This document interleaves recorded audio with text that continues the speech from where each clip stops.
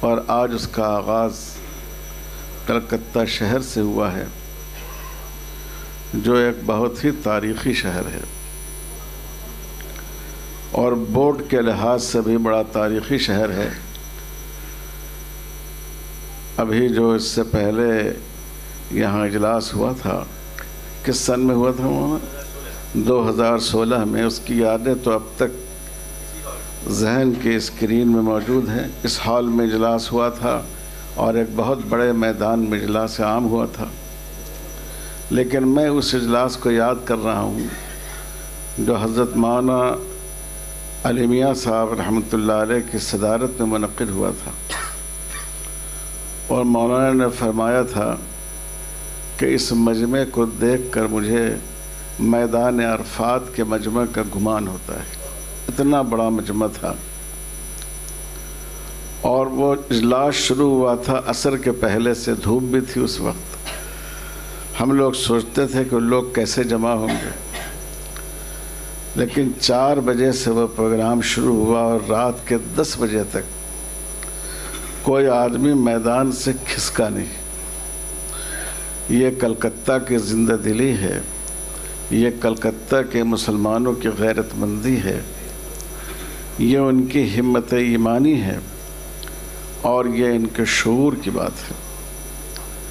آج پھر یہ قافلہ سب سے پہلے کلکتہ میں اترا ہے، اور یہاں سے یہ تحریک انشاءاللہ پورے ملک میں پہنچے گی، پھیلے گی، اور ہر جگہ ہم لوگ کلکتہ والوں کی جو ان کی محبت کے نقوش کو اپنے سینے سے لگا کر جائیں گے۔ میرے بھائیوں، اس قانون کے جو مضرتیں ہیں، جو نقصانات ہیں، ڈاکٹر ظفر محمود صاحب نے اس پر بہت تفصیل سے گفتگو کی، اس کا تجزیہ پیش فرمایا۔ میں آپ سے بتاؤں کہ میں نے 2-3 قانوندانوں سے الگ الگ بات کی، بشمول ظفر محمود صاحب کے، کہ بعض حلقے یہ کہہ رہے ہیں کہ کیا ایسا ہو سکتا ہے کہ اس کی کچھ دفعات لے لی جائیں اور کچھ کو چھوڑ دیا جائے؟ تو میں نے کئی اعلیٰ قانوندانوں کے سامنے، سپریم کورٹ کے وکلاء کے سامنے یہ بات رکھی، اور سب کا ایک ہی جواب تھا کہ یہ بل الف سے لے کر یا تک قابل رد ہے، یہ قطعاً قابل قبول نہیں۔ ان کی دفعات میں سے ہم کچھ کو چھانٹ دیں اور کچھ کو قبول کر لیں، یہ اس لائق نہیں۔ اس لیے مسلم پرسنل لاء بورڈ کا ہم سب کا متفقہ فیصلہ ہے کہ اس بل کو حکومت کو واپس لینا چاہیے، اور ہمیں اللہ کی ذات سے امید ہے کہ انشاءاللہ حکومت اس کو واپس لینے پر مجبور ہوگی انشاءاللہ۔ اس بل سے متعلق، اس مسئلے سے متعلق all India Muslim personal law board کن جہتوں سے کام کر رہا ہے، کئی دوستوں نے اس کو بیان کیا۔ بالخصوص ہمارے ترجمان ڈاکٹر قاسم رسول الیاس صاحب نے اس کی آپ کے سامنے وضاحت کی۔ ارکان پارلیمنٹ سے ملاقات کر کے،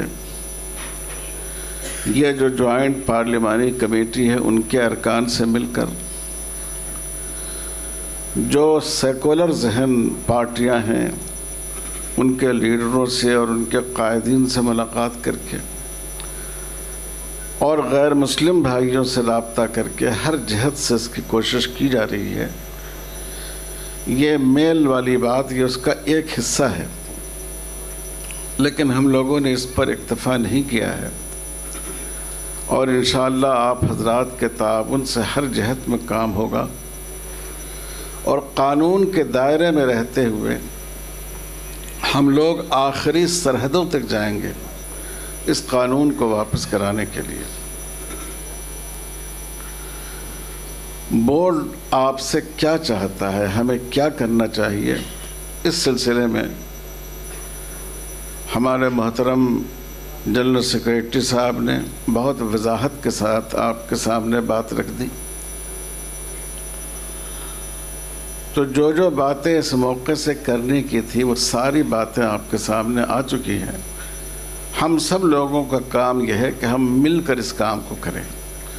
میں صرف 5 منٹ میں 2 باتیں کہہ کر اپنی بات ختم کر دوں گا انشاءاللہ.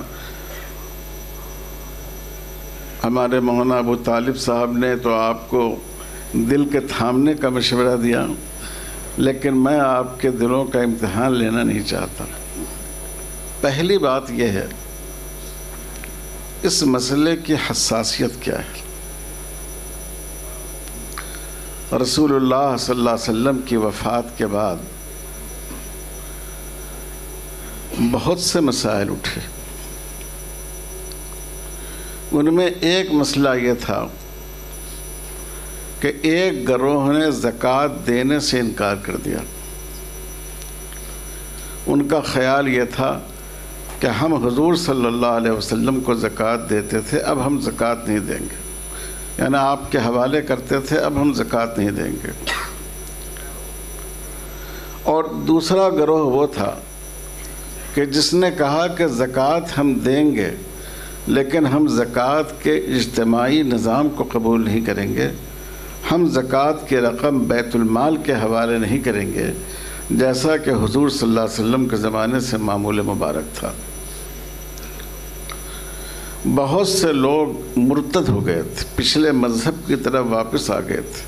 حضرت عتاب بن اسید رضی اللہ تعالیٰ عنہ مکے سے بھاگ کر آ گئے. اتنا زیادہ ارتداد کا فتنہ شدت کے ساتھ پھیلا. اور بہت سے وہ گمراہ تھے جنہوں نے رسول اقدس صلی اللہ علیہ وسلم کے بعد نئی نبوت کا دعویٰ کر دیا یا اس پر ایمان لیا، اس کو انہوں نے مان لیا. حضرت عمر رضی اللہ تعالیٰ عنہ حضرت ابو بکر کی خدمت میں آئے. انہوں نے عرض کیا کہ جو لوگ مرتد ہو گئے ان کے معاملے میں ہمیں شدت برتنی چاہیے، ان سے ہمیں لوہا لینا چاہیے. لیکن جو لوگ زکوٰۃ کا انکار کر رہے ہیں یا زکوٰۃ دینے کا انکار کر رہے ہیں، ان کے معاملے میں ہمیں ابھی نرم روی اختیار کرنی چاہیے. حضرت ابو بکر صدیق رضی اللہ تعالیٰ عنہ نے حضرت عمر فاروق رضی اللہ تعالیٰ عنہ سے فرمایا، انت جبار فی الجاہلیہ و خوار فی الاسلام. زمانے جاہلیت میں تو تم بڑی طاقت کا اور زور آوری کا ثبوت دیتے تھے، اور زمانے اسلام میں تم کمزور پڑ گئے، بزدلی کا ثبوت دے رہے ہو. اگر کوئی شخص رسی کا ایک ٹکڑا بھی حضور کے زمانے میں دیتا رہا ہے اور آج اگر نہیں دے، ہم اس سے جہاد کریں گے. الدین ینقص و ابو بکر حی. ابو بکر کے جیتے جی اللہ کے دین میں کوئی کمی کر دی جائے گی. حضور صلی اللہ علیہ وسلم نے جو ہمیں دین دیا اس میں نماز بھی ہے، روزہ بھی ہے، حج بھی ہے، زکوٰۃ بھی ہے. اس کے ایک جز کو کم کر دیا جائے یہ ممکن نہیں ہے. الدین ینقص و ابو بکر حی. میرے بھائیوں اور بزرگوں، اوقاف کی حساسیت اسی لیے بہت زیادہ ہے. وقف کی املاک صرف ایک لین دین کا مسئلہ نہیں ہے. وقف ہمارے یہاں ایک عبادت ہے. اس کو فقہا نے عبادت مانا ہے. پہلا وقف خود جناب محمد رسول اللہ صلی اللہ علیہ وسلم نے فرمایا. آپ جب مدینہ تشریف لائے، مسجد نبوی کے لیے زمین کی پیشکش کی. آپ نے فرمایا ثامنونی بہذا الحائط، نہیں ہم مفت میں نہیں لیں گے، اس باغ کی قیمت لگاؤ. اپنی جیب خاص سے آپ نے وہ جگہ خرید فرمائی جہاں مسجد نبوی، اس کو آپ نے وقف فرمایا. یہ ایک ملٹی پرپس وقف تھا. مسجد نبوی میں نماز ہوتی تھی، مسجد نبوی میں تعلیم ہوتی تھی. مسجد نبوی کے کنارے آپ نے صفہ قائم فرمایا جہاں مہمان ٹھہرتے تھے، مسافروں کا قیام ہوتا تھا. اللہ کی عبادت کا پہلو بھی تھا اور مخلوق کی خدمت کا پہلو بھی تھا. تو یہ ایسا عمل ہے جس کو حضور صلی اللہ علیہ وسلم نے سب سے پہلے کیا. اب تفصیل کا موقع نہیں ہے، آپ نے سنا حضرت ابو بکر صدیق اللہ تعالیٰ نے وقف کیا، حضرت عمر نے کیا، حضرت عثمان غنی نے کیا، حضرت علی مرتضیٰ نے کیا، اور اکثر اکابر صحابہ جو صاحب ثروت تھے انہوں نے وقف کیا. یہ جو بات کہی جاتی ہے کہ سب سے پہلے حضرت عمر رضی اللہ تعالیٰ عنہ نے وقف کیا، اس کی حقیقت یہ ہے کہ وقف کے اصول سب سے پہلے انہوں نے مرتب کیا. ان کو ایک بڑی زمین ان کے پاس خیبر میں تھی، حضور صلی اللہ علیہ وسلم سے مشورہ کیا کہ میں اس کو صدقہ کرنا چاہتا ہوں، تو آپ نے فرمایا کہ وقف کرو، یہ زمین نہ بیچی جائے نہ کسی کو گفٹ کی جائے، اور اس زمین کے جو فائدے ہوں وہ جو مقصد تم متعین کرو اس پر تقسیم کیا جائے. تو حضرت عمر رضی اللہ تعالیٰ عنہ نے اس کا دستاویز مرتب کیا، اس میں اس کی صراحت فرمائی کہ یہ کسی کی ملکیت نہیں ہوگی، نہ اس کی بیع کی اجازت ہوگی نہ اس کی ہبہ کی اجازت ہوگی، ورنہ وقف تو سیدنا رسول اقدس صلی اللہ علیہ وسلم نے خود فرمایا اور تمام اکابر صحابہ نے کیا. تو وقف کی حیثیت ایک عبادت کی ہے. جیسے نماز روکنے سے آپ کو تکلیف ہوتی ہے، جیسے اگر کوئی حکومت یہ اعلان کر دے کہ مسلمان روزہ نہیں رکھیں، روزہ رکھنے کی وجہ سے وہ صحیح ڈیوٹی انجام نہیں دے پاتے ہیں، خدا نخواستہ اگر کوئی یہ کہے، خدا نخواستہ حکومت اعلان کر دے کہ مسلمانوں کو حج کے لیے جانے کی اجازت نہیں ہوگی، تو جو غیرت آپ کے اندر پیدا ہوگی وہی غیرت آپ کے اندر وقف کے قانون کو نقصان پہنچانے کی وجہ سے بھی پیدا ہونی چاہیے. اور ایک بات آپ سے اور عرض کریں، عبادتیں دو قسم کی ہیں. ایک وقتی عبادتیں ہیں، آپ نے نماز پڑھی انشاءاللہ آپ کو اس کا ثواب ہوگا. آپ نے زکوٰۃ کے طور پر کسی کو پیسے دیے، اس کی ضرورت پوری ہو گئی، آپ کو ثواب ہوگا. عبادت کی ایک اعلیٰ ترین قسم ہے جس کو عبادت جاریہ کہتے ہیں، جس کو حضور صلی اللہ علیہ وسلم نے صدقہ جاریہ سے تعبیر فرمایا. ایسی عبادت کہ جس کا نفع جاری رہے اور جس کا ثواب عبادت کرنے والے کے لیے زندگی میں بھی اور زندگی کے بعد بھی جاری رہے، یہ عبادت وقف ہے. تو اتنی اہمیت ہے وقف کی، اس لیے ہم لوگ ملک کے مختلف جگہوں سے آپ کی خدمت میں آئے. ہمیں اس مسئلے کی اہمیت کو محسوس کرنا چاہیے. یہ صرف ہماری املاک کو ہڑپنے کا مسئلہ نہیں ہے، یہ ہماری عبادتوں میں رکاوٹ پیدا کرنے کا مسئلہ ہے. دوسری ایک بات اور عرض کر کے اپنی بات ختم کروں گا. میرے بھائیوں، آج جو آپ نے یہ منظر دیکھا، یہاں ماشاءاللہ سنی بھی ہیں، شیعہ بھی ہیں، دیوبندی بھی ہیں، بریلوی بھی ہیں، اہل حدیث بھی ہیں، جمعیت علماء کے احباب بھی ہیں، جماعت اسلامی کے احباب بھی، اور بھی تنظیموں کے لوگ. ہمارے دوست مولانا کا نام میرے ذہن میں نہیں رہا، شیعہ عالم دین جی، مولانا مہدی حسن صاحب نے حسن مہدی صاحب نے بہت اچھی بات کہی کہ اگر ایک ہاتھ کی چند انگلیاں ہوں تو چاہے انگلیاں الگ ہوں، ان سب کا رشتہ ایک ہی ہاتھ سے ہوتا ہے. ہم سب کو جوڑتی ہے جناب محمد رسول اللہ صلی اللہ علیہ وسلم کی نسبت. یہ نسبت ہمیں تمام نسبتوں سے زیادہ عزیز ہے. لیکن میرے بھائیوں اور بزرگوں، آپ میں جو لوگ زیادہ عمر کے ہیں ان کو بھی اندازہ ہوگا، اور میں بھی ان لوگوں میں ہوں. ہم لوگوں کے بچپن میں، زمانۂ طالب علمی میں، میری فراغت 1975 کی ہے. اس وقت تک اس بات کا، بلکہ 1972 سے پہلے میں کہوں، اس بات کا تصور نہیں تھا کہ ایک اسٹیج پر شیعہ، سنی، دیوبندی، بریلوی، جماعت اسلامی، جمعیت علماء کے لوگ ایک اسٹیج پر بیٹھے. اس کا تصور نہیں تھا. 1972 میں بورڈ کی تشکیل نہیں ہوئی، بلکہ مسلم پرسنل لاء کنونشن ہوا ممبئی میں.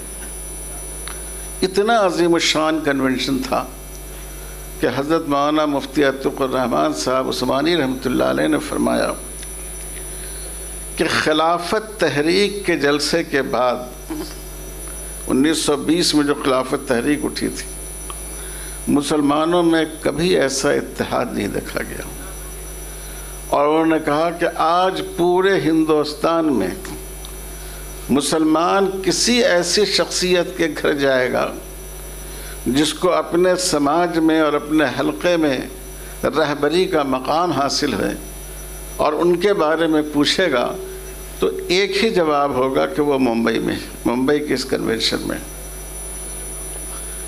اس طرح ہمارے بزرگوں نے لوگوں کو جوڑا۔ آپ جانتے ہیں، حالانکہ اہل سنت ہی میں ہیں، حنفی فقی اعتبار سے حنفی ہیں، لیکن دیوبند و بریلی کے حلقے میں بھی بڑا اختلاف رہا ہے۔ ماشاءاللہ اب اس میں بہت کمی ہو رہی ہے۔ تو مشکل یہ تھی کہ اس میں ہمارے بریلی کے حضرات علماء کرام کو کس طرح شامل کیا جائے۔ حضرت مولانا قاری محمد طیب صاحب رحمۃ اللہ علیہ، حضرت مولانا منت اللہ صاحب رحمانی رحمۃ اللہ علیہ کو لے کر، اور ان حضرات کے ساتھ حضرت مولانا قاضی مجاہد اسلام صاحب قاسمی رحمۃ اللہ علیہ بھی تھے، جو ظاہر ہے کہ ان بزرگوں کے مقابلے بہت جونیئر تھے لیکن ان کے مزاج شناس تھے۔ یہ لوگ جبل پور، جہاں حضرت مولانا مفتی برہان الحق صاحب اعلیٰ حضرت مولانا احمد رضا خان صاحب رحمۃ اللہ علیہ کے بہت جلیل القدر خلیفہ تھے، وہاں ان کی خانقاہ میں پہنچے تو اور جہاں لوگ چپلیں رکھتے ہیں وہاں بیٹھے۔